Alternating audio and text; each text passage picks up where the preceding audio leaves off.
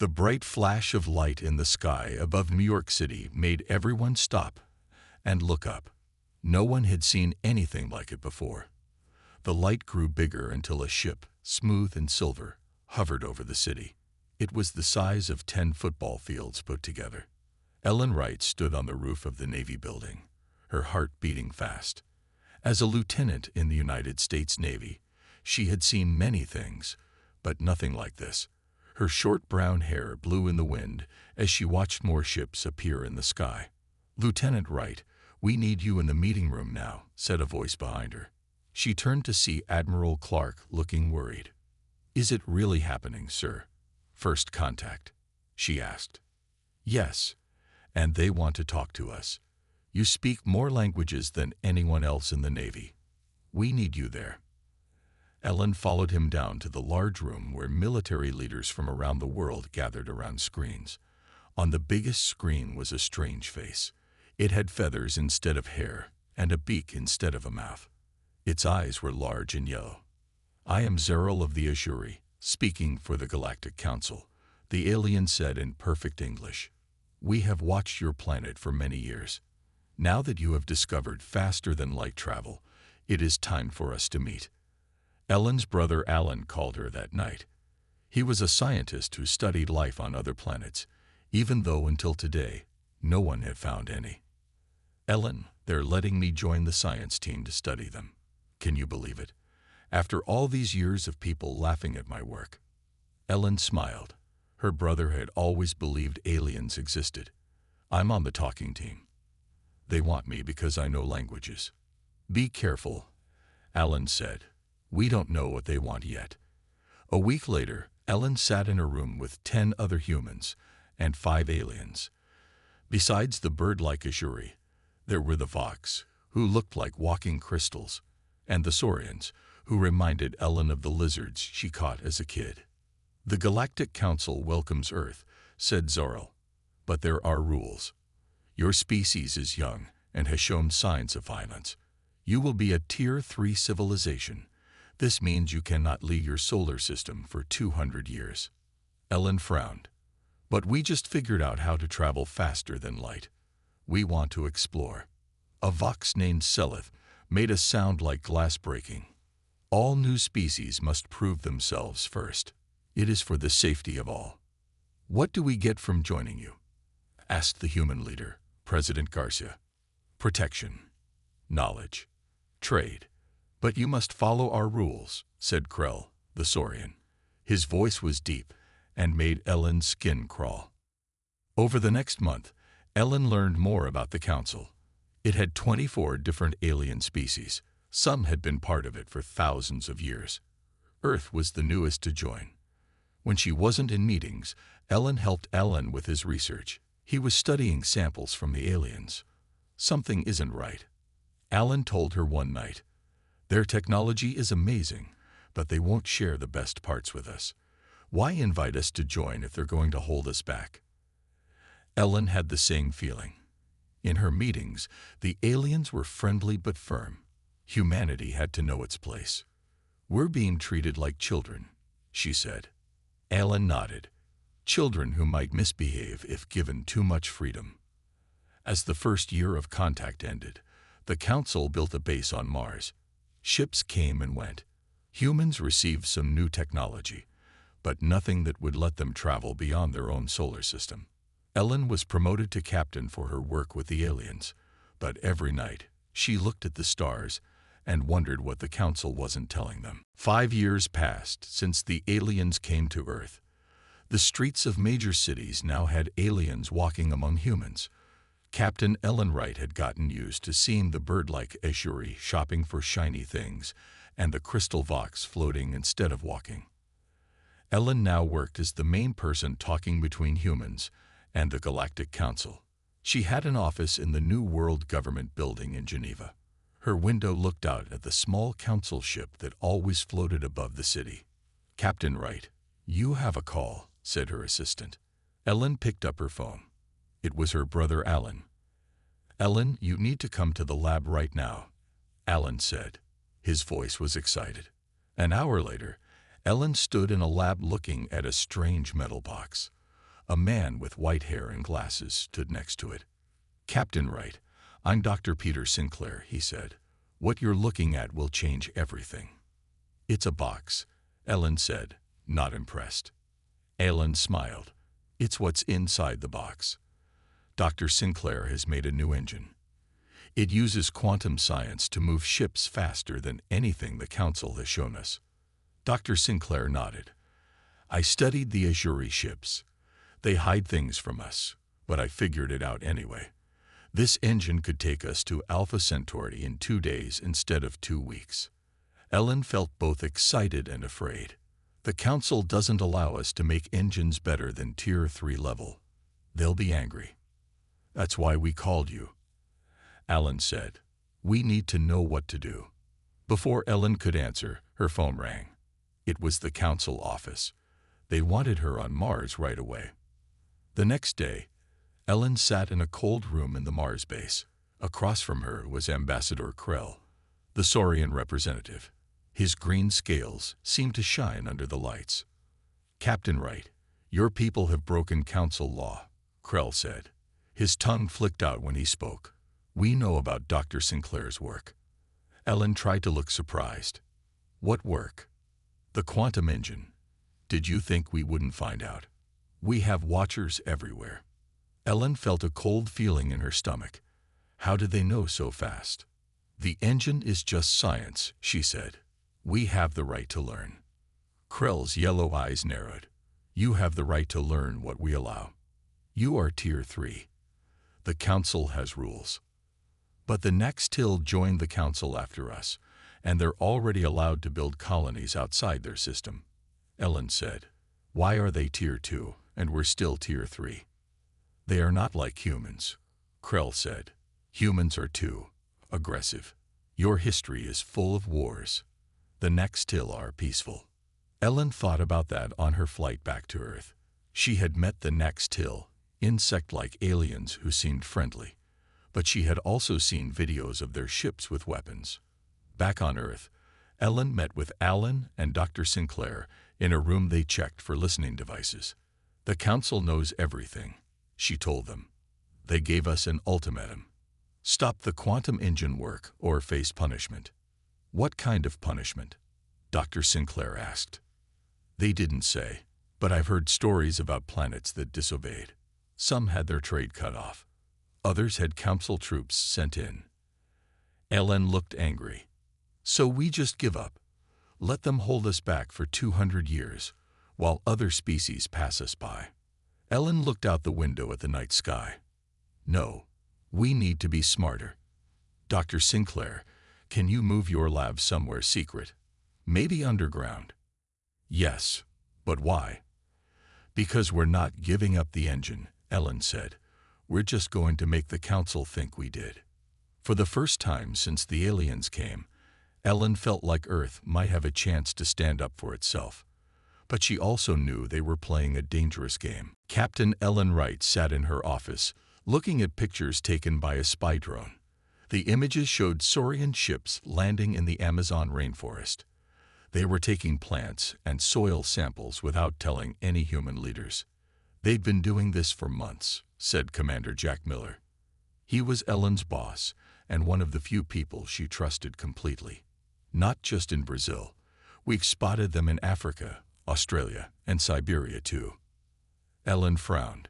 "They're supposed to ask permission before taking anything from Earth. They don't think they need permission. To them, we're just another planet to use." Ellen had been collecting evidence for a year now. The Council races, especially the Saurians, were taking more than samples. They were taking tons of rare metals and plants with special properties. When she asked Ambassador Krell about it, he always gave the same answer. "The Council needs these for research that will help all species." Ellen didn't believe him anymore. Her phone rang. It was her brother Alan calling from his lab. "Ellen, can you come here now? And make sure you're not followed." 2 hours later, Ellen met Alan and his research partner, Dr. Olivia Garcia, in a university basement. Dr. Garcia was a small woman with kind eyes that now looked scared. "Show her," Alan said to Dr. Garcia. Dr. Garcia turned on a screen. It showed pictures of what looked like large glass tubes with people floating in them. "What am I looking at?" Ellen asked. "These are from a secret council base in the Rocky Mountains," Dr. Garcia said. "A cleaner who works there took these pictures. They're experimenting on humans." Ellen felt sick. "How many people?" "At least 50 that we know of," Alan said. "They're testing how human bodies react to different alien substances. Some tests are deadly." Ellen knew she had to take this to someone with more power. But who could she trust? The council had friends in every government. "We need to tell Commander Miller," she decided. "He has contacts in other countries' militaries." A week later, Ellen, Alan, and Commander Miller met with military leaders from Russia, China, India, and the European Union in a safe house outside Paris. They shared everything they had found about the Council's true activities on Earth. "They're not our friends," Commander Miller told the group. "They want our resources and our genetic material. And they want to keep us weak so we can't stop them." "What do you suggest we do?" asked General Lai from China. "We can't fight their technology." Miller smiled for the first time that day. "Maybe we can. For the past 2 years, I've been building ships in the asteroid belt, using Dr. Sinclair's quantum engine design. The Council thinks we shut that project down, but we just moved it." The room was silent. Building a secret fleet was a huge risk. "How many ships?" General Petrov from Russia finally asked. 30 so far. Small but fast. If the Council finds them, we're all dead. But if they don't..."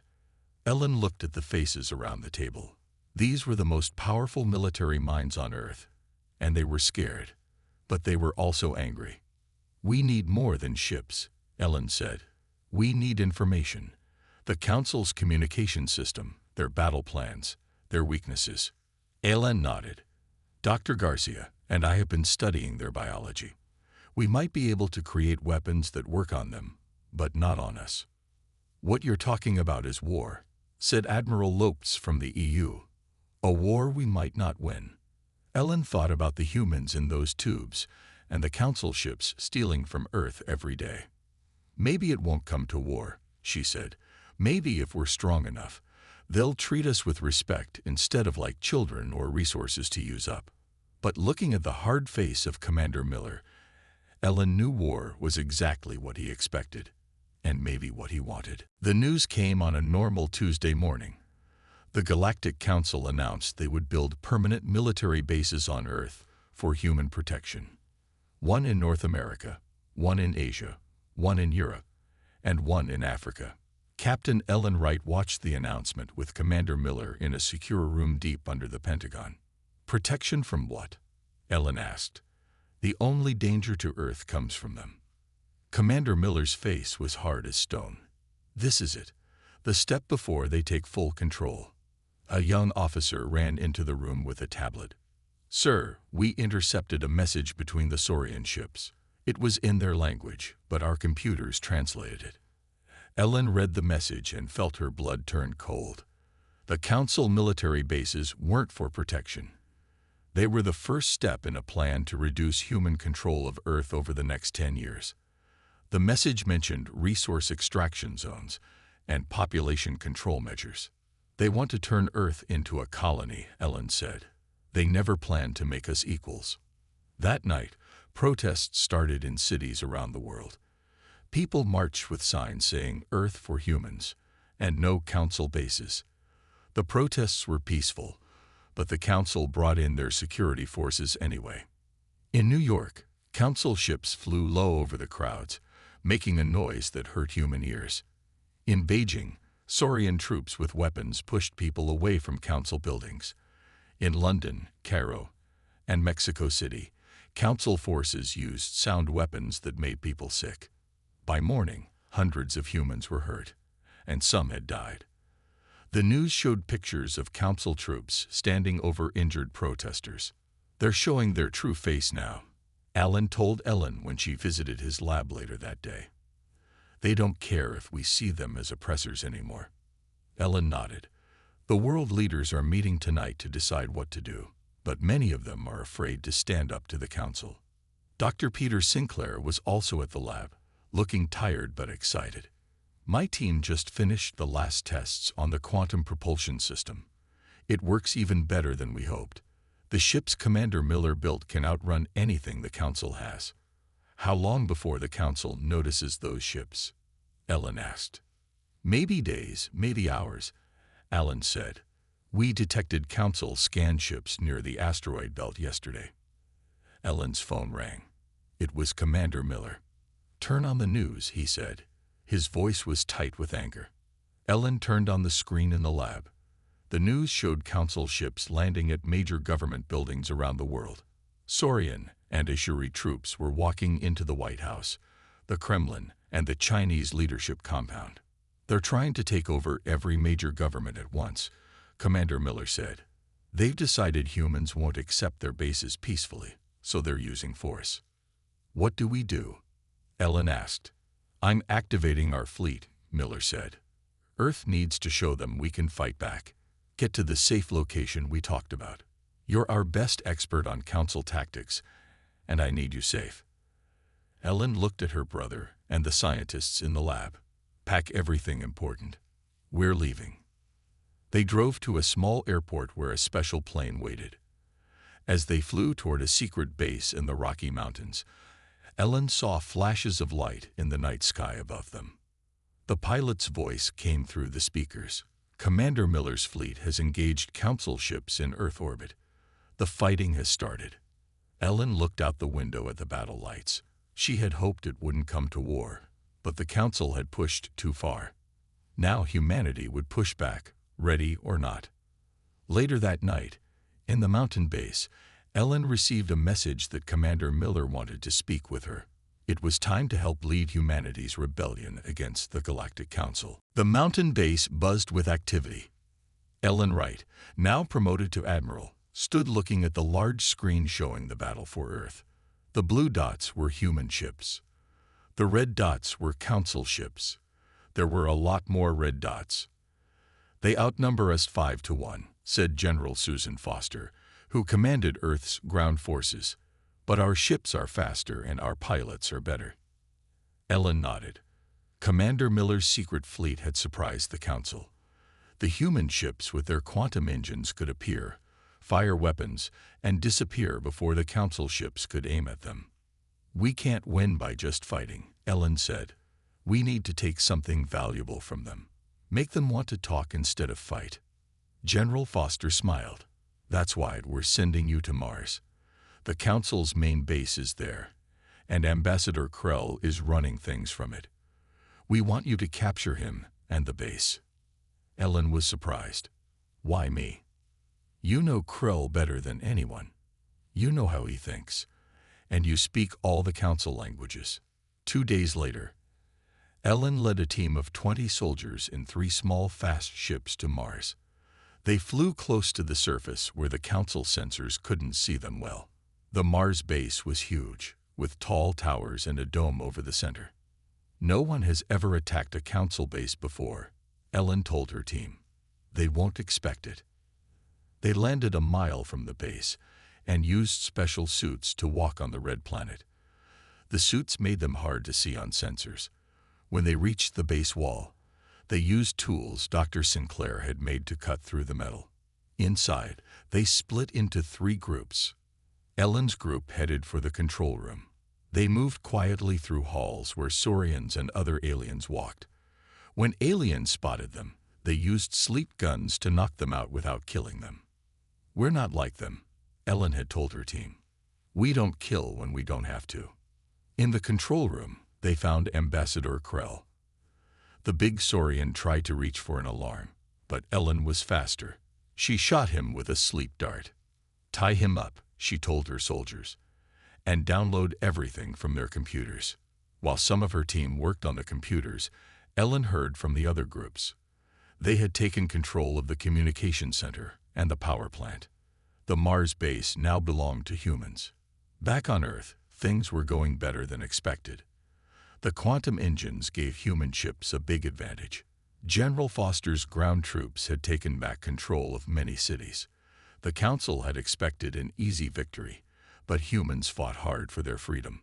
When Ellen brought Ambassador Krell back to Earth as a prisoner, the Council asked for a meeting. They weren't used to losing and didn't know what to do about it. Ellen and Alan worked day and night reading the files taken from the Mars base. They learned that many species in the Council weren't happy with how things worked.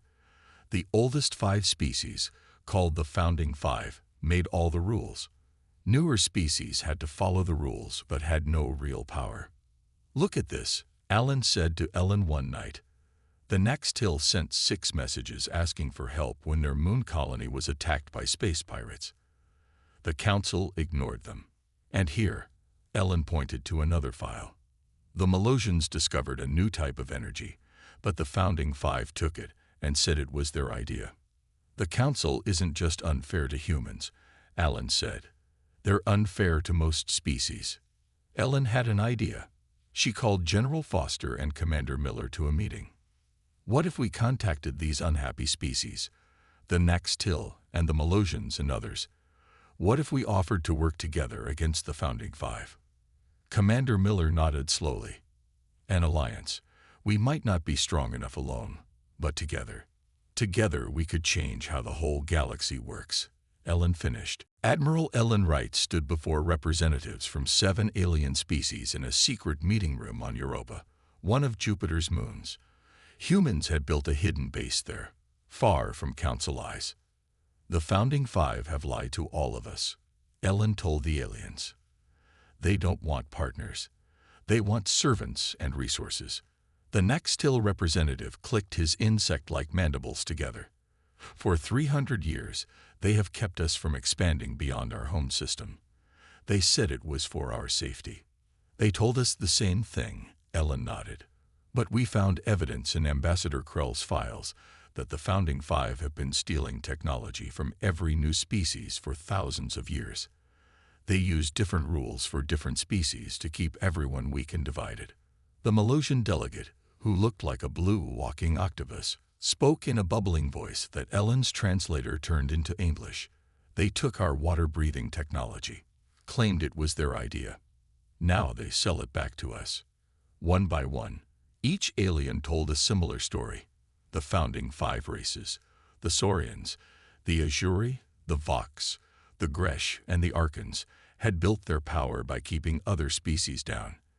They shared just enough technology to make membership in the Council seem helpful, but never enough to let any species grow too strong. "We need to show the galaxy the truth," Ellen said. "Together, we can stand against them."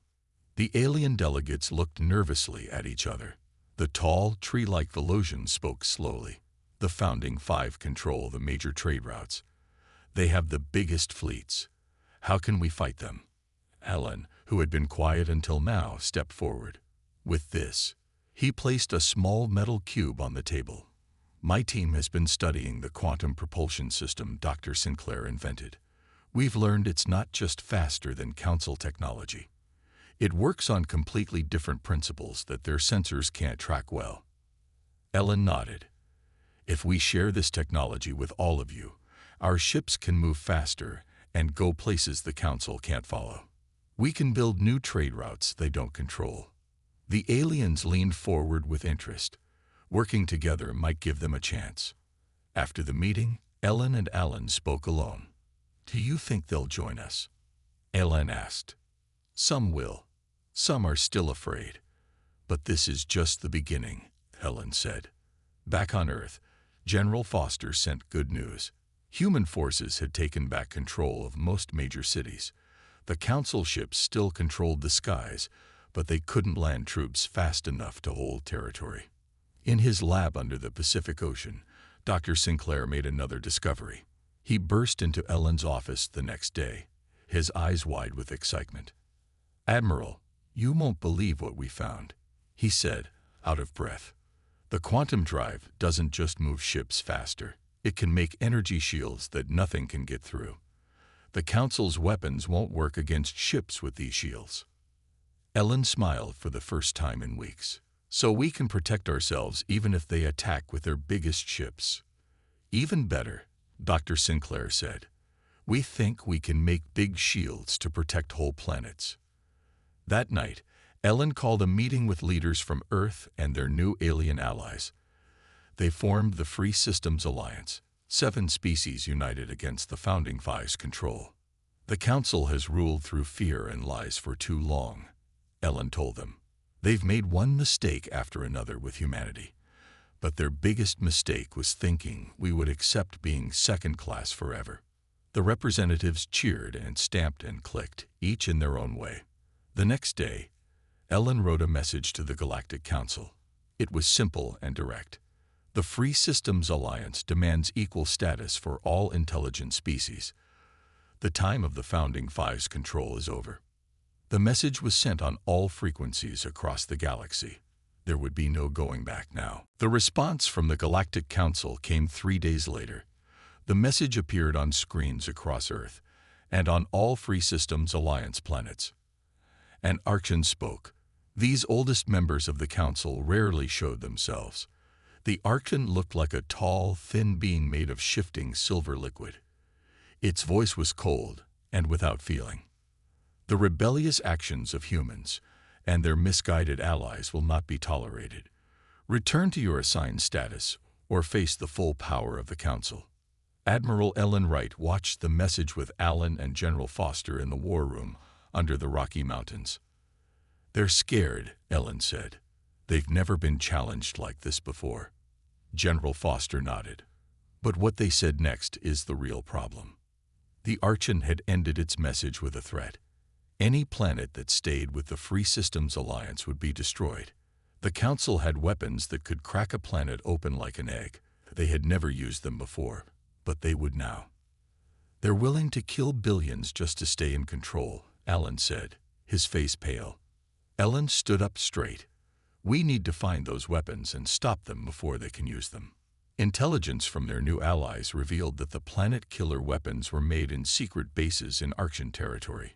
No non-Founding Five species had ever been allowed there. Ellen planned a dangerous mission. She would lead 3 ships with special teams to find and destroy the weapon factories. The ships used the best quantum drives Dr. Sinclair had made, making them nearly impossible for Council sensors to detect. This is too risky for you to lead, Commander Miller told her. I'm the most qualified, Ellen said. I speak all their languages, I know their security systems, and I've studied their weapons. The mission launched the next day.